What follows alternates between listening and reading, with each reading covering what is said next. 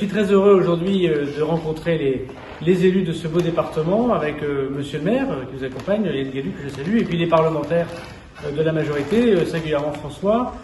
qui a beaucoup insisté depuis que je suis arrivé au ministère de l'Intérieur pour faire les échos des élus locaux, singulièrement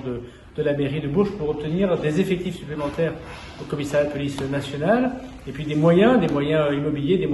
j'y reviendrai dans quelques instants.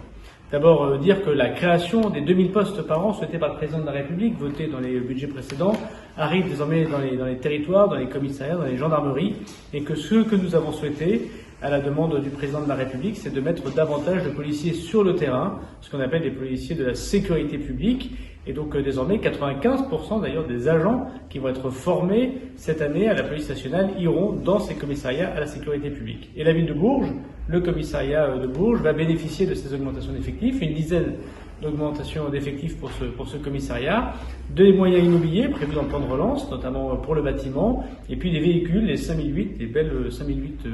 grises fabriquées en France, je voudrais le souligner, et qui aideront les policiers d'abord à avoir un meilleur matériel pour intervenir, et qui donneront, je l'espère, une meilleure image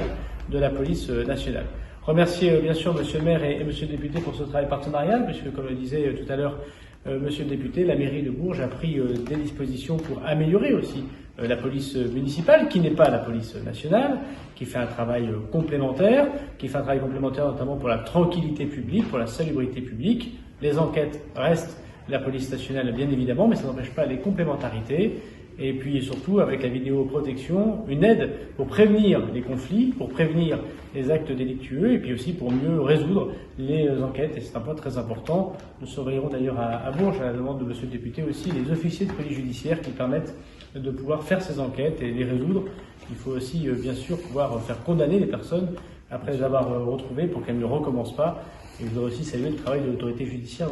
dans votre département.